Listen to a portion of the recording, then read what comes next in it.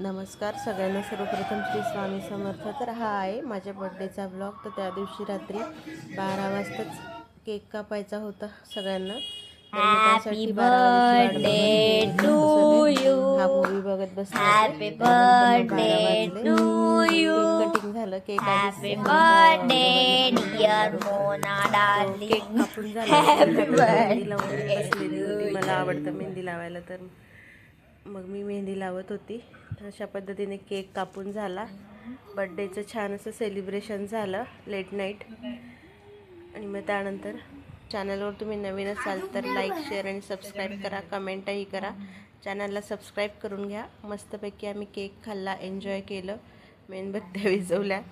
तर अशा पद्धतीने हा होता लेट नाईट सेलिब्रेशनचा व्हिडिओ. तर पुढचा व्हिडिओ आहे दुसऱ्या दिवशी सकाळी, बड्डेच्या दिवशी काय काय झालं. याच्या पुढचा व्हिडिओ आहे दुसऱ्या दिवशी सकाळचा, बड्डेच्या दिवशी काय काय केलं, कसं कसं घडलं ते सगळं. लाईक, शेअर आणि सबस्क्राईब नक्की करा. उठून मग आपली कामं असतातच, त्या कामांना सुरुवात केली. सकाळी उठून सगळे कामं आटोपली, नाश्ता वगैरे झाला. आणि मग हे छोले रात्रीच भिजू घातलेले होते, तर ते मी कुकरला लावून शिट्ट्या काढून घेतल्या 2 ते 3. आणि त्यानंतर मग बाजूला चहाही चाललेला होता. तर मग म्हटलं चहा प्यावा, भाजी कुकरला शिट्ट्याही काढाव्यात. अशा पद्धतीने मग चहा पिऊन झाला. कुकरच्या 2 ते 3 शिट्ट्याही झाल्यात. आणि मग त्यानंतर मी म्हटलं आधी आपण स्वामी समर्थांच्या केंद्रात जाऊन येऊया. केंद्रात जाऊन आल्यानंतर मग स्वयंपाक करता येईल म्हणून मग केंद्रात निघालो. तर छान असं शांततेत 11:30 वगैरे काहीतरी झालेले होते. तर मस्त असं दर्शन झालं, निवांत. गर्दी नव्हती, काहीच नव्हतं, अगदी शांत वाटलं. आणि एक देवाचं दर्शन झाल्यावर मनाला खूप प्रसन्न वाटतं. तसंच मस्त काही छान वाटलं. शांत बसलो एक 10 मिनटं. आणि मग मी नंतर तिथे एक जपमाळही केली.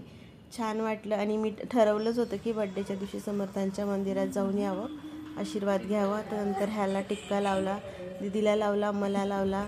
टिक्का लावतानाही आम्ही शांत उभं राहत नाही. तर अशा पद्धतीने मग तिथे बसलो जरा वेळ, मग जपमाळ केली. आणि मग घरी यायला निघालो. घरी येताना मग परत रस्त्यात कामं आठवतात. घरी करायचे होते छोले, कांदे होते पण टोमॅटो नव्हते. तर म्हटलं मग जाता टमाटेही घेऊया. तर मग अशा पद्धतीने आम्ही 3 गेलेलो. तर मग लगेच ताईने सेल्फी कॅमेरा ऑन केला. मग इथे टोमॅटो घेता घेता बाजूलाच ऊसाचा रस आहे. तर मग आमच्या शुभाला ऊसाचा रस मात्र आवडतो. तर मग त्याने ऊसाचा रस घेतला. मी कांदे टोमॅटो घेतले आणि मग घरी आलो. तर मग त्यानंतर मी मसाला करायला घेतला. मसाल्यामध्ये मी कांदे आणि लसूण, आलं असं आणि थोड्याशा कोथिंबीरीच्या काड्या मिक्सरला लावून घेतले. त्यानंतर टोमॅटोही वाटून घेतले. मग फोडणीला घातलं. तेलात थोडं जिरं मोहरी टाकलं. जिरं छान हसलं. त्यानंतर मग मोहरी छान तडतडली तेलात. आणि मग नंतर कांदा जो वाटून घेतला होता तो घातला. कांद्यातलं मॉइश्चर गेल्यानंतर टोमॅटो घातला. टोमॅटोही छान परतल्यानंतर मग त्यात लाल तिखट आणि मसाला घातला. आणि छान असा हा आपला मसाला रेडी झालेला आहे ग्रेव्हीसाठीचा. तर ह्याला छान असं परतून घेतलं तेल सुटेपर्यंत. थोडी हळद घातली, हळदीने कलर छान येतो भाजीला.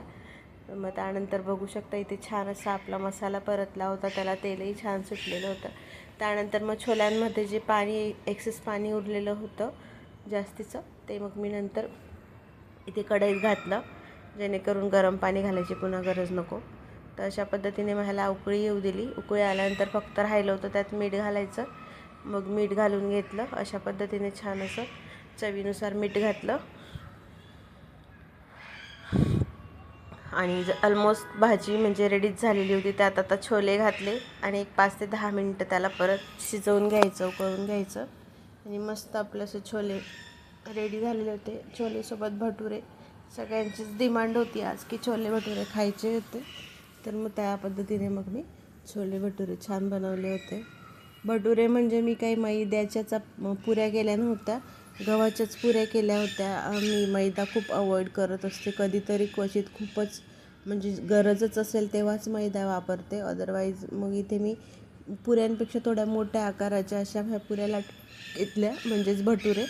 आणि मस्त असे भटुरे रेडी झाले, छोले रेडी झाले. आणि मग मी सोबतच थोडासा गोड म्हणून मग गाजराचा हलवाही केला होता. बाहेर जाऊन कितीही जेवायला जा किंवा हॉटेलमध्ये खा, कितीही पैसे देऊन, पण घरच्या जेवणाची सर मात्र येत नसते.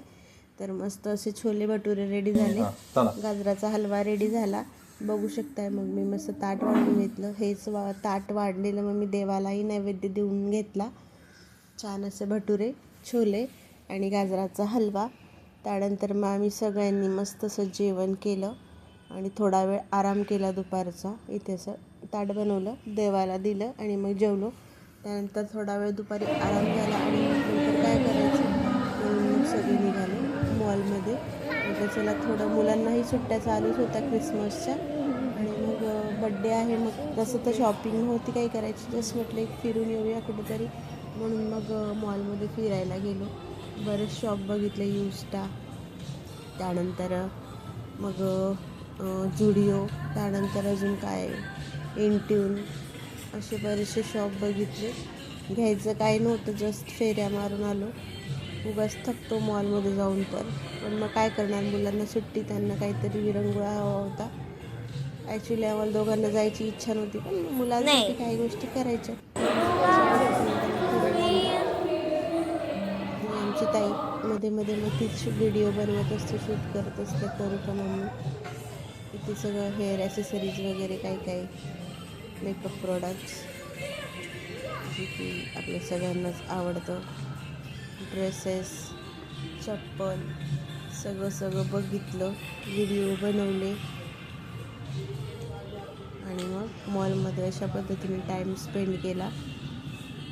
बघू शकता इथे छान चप्पल्स होते. इथे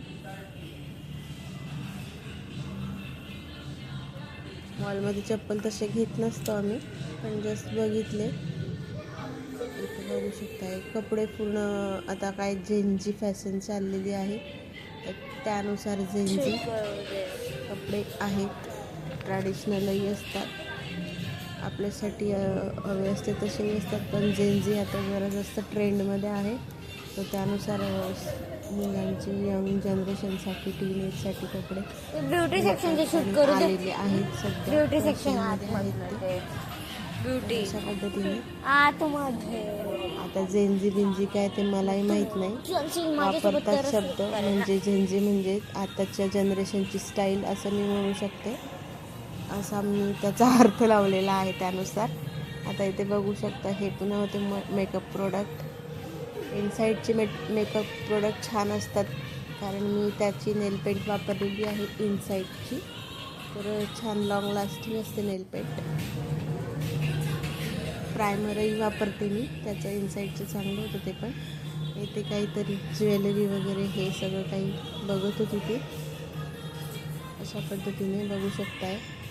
बराच वेळ मॉलमध्ये किती वेळ जातो आणि आपण किती फिरलो हे कळत नाही, आणि मग नंतर फिरून झाल्यावर जेव्हा पाय दुखायला लागतात तेव्हा कळतं, अरे हां खूप फिरलो, हां आता जरा बसायला हवं. बसायला पण जागा मिळत नाही, शोधून थकल्यानंतर.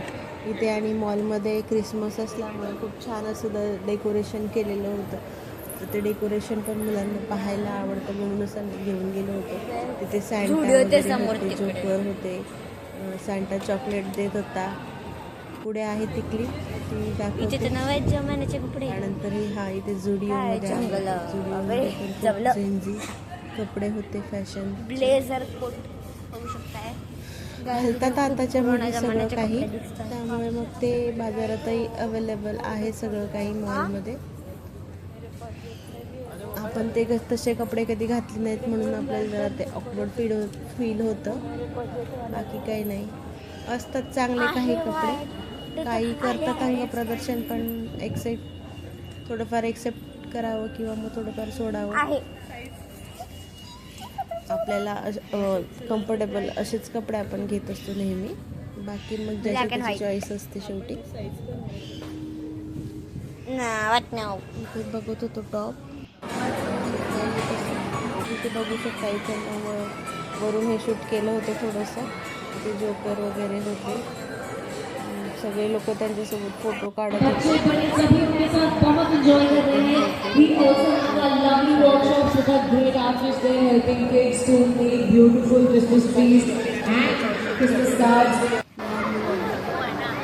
थोडं फोटोशूट केलं, मग चॉकलेट असेल ना, जा ना.